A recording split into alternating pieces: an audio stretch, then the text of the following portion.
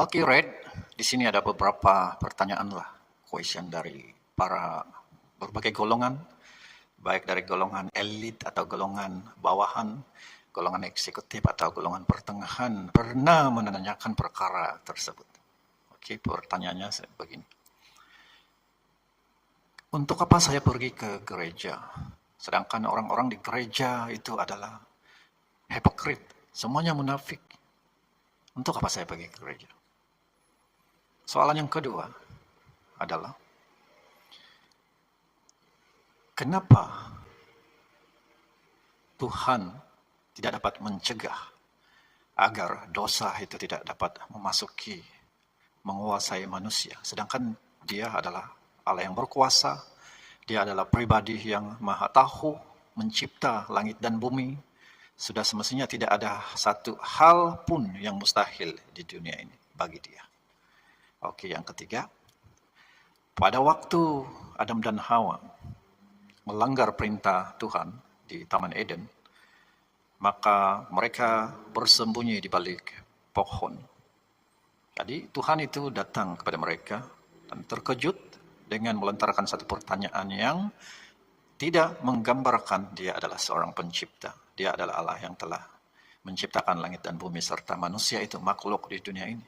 Pertanyaan Tuhan itu begini, Adam, di manakah engkau? Perkataan itu seakan-akan sesuatu yang telah terjadi, sesuatu yang menggambarkan kedaulatannya, identitinya sebagai Tuhan itu sudah hilang. Sebab sekarang dia tidak tahu mana Adam itu berada. Dia kan maha tahu, tapi kenapa sekarang dia bertanya, Adam, di manakah engkau? Oke, Red, sila jelaskan perkara ini sejelas-jelasnya. Oke. Jawaban saya adalah, kita pergi ke gereja bukan karena ada makhluk-makhluk atau manusia yang sempurna di dalam church itu. Karena kita pergi ke gereja melihat pribadi yang satu, yaitu Jesus Christ. Segala penyembahan, segala pujian, hormat hanya kepada Jesus Christ. Yang orang-orang datang ke gereja itu berbagai golongan, berbagai mentality dan berbagai kondisi, berbagai perangai, berbagai sikap latar belakang mereka. Itu bukan menjadi soal. Karena bukan kita melihat kepada jenis orang yang ada di dalam gereja itu, tetapi kita melihat pribadi, pusat penyembahan itu, yaitu Jesus Christ yang kita puji, yang kita sembah di dalam ibadah kita pada waktu kita datang ke gereja. Fokus hanyalah satu, menyembah, memuji, mempermuliakan, mengakui Yesus Kristus itu sebagai Tuhan dan Juru Selamat. Itu sahaja, tanpa melihat kiri dan kanan. Oke, yang kedua, kalau Tuhan itu berkuasa, kalau Allah itu pencipta segala sesuatu, termasuk orang, manusia, makhluk yang ada di dunia ini. Kalau Dia adalah berkuasa, maha tahu, kenapa Dia tidak boleh mencegah kemasukan dosa itu ke dalam dunia ini? Kenapa Dia tidak cegah? Kan Dia berkuasa, Dia boleh lakukan segala sesuatu. Dia boleh menutup langsung agar dosa itu tidak masuk. Tetapi harus diingat bahwa Allah mencipta manusia di dunia ini sebagai manusia. Dan Dia tidak mencipta manusia itu sebagai robot. Pergilah kau di Taman Eden itu bersuka-suka, tidak. Allah mencipta manusia itu di dalam keberadaan sebagai manusia 100%.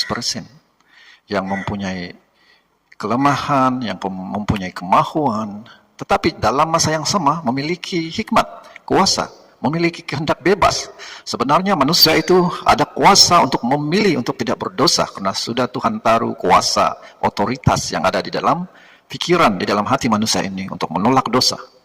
Tetapi manusia dihadirkan di dunia ini dengan pilihan, dengan memiliki kehendak bebas. Dia boleh memilih untuk melakukan dosa, untuk menerima dosa. Tetapi dalam masa yang sama dia juga memiliki kuasa untuk menolak dosa itu.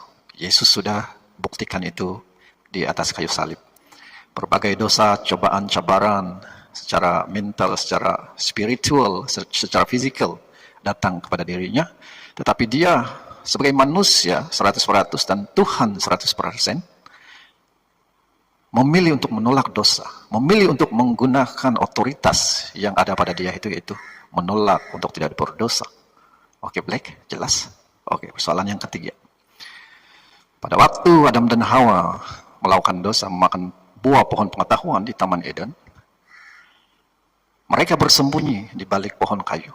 Lalu Tuhan itu datang, bertanya pada mereka, "Kemanakah engkau, Adam? Di manakah engkau, Adam?"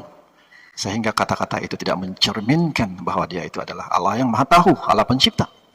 Tapi Black, ingat bahwa di dalam kemahatauan Allah, Allah itu tahu manusia itu akan berdosa melalui memakan buah larangan itu. Allah tahu semuanya. Dan Allah boleh cegah dengan otomatis, dengan sekelip mata sahaja, agar manusia itu mempunyai kekuatan untuk menolak larangan itu. Tapi dalam masa yang sama, Allah juga itu maha kasih, bahkan Allah itu kasih, Alkitab berkata. Dan karena kemaha kasihannya, karena dia punya sifat itu maha kasih, dia tidak dapat mengetepikan sikapnya, kasihnya yang ada di dalam dirinya itu, sehingga dia mau supaya hanya orang-orang yang mengasihi dia sahaja yang akan tetap bertahan sebagai orang yang beriman, yang terus berjalan di dalam kehendak dan maunya Tuhan. Jadi melalui pohon pengetahuan itu, Tuhan tahulah siapa saja manusia yang benar-benar mengasihi dia dan yang tidak mengasihi dia, lewat memakan atau tidak buah pohon pengetahuan itu. Oke, Black, jelas? Jadi mungkin itu adalah antara jawaban daripada pertanyaan. Itu simple, tapi di masa-masa akan datang kita akan berdiskusi dengan lebih detail lagi, dengan disertai oleh ayat-ayat firman Tuhan. Karena hari ini kebetulan masa sangat singkat. Oke, Black. Oke, guys, jangan lupa ikuti temu bual di antara Black and Red di dalam sesi-sesi seterusnya dan kesempatan-kesempatan yang ada di hadapan kita. Oke, thank you very much.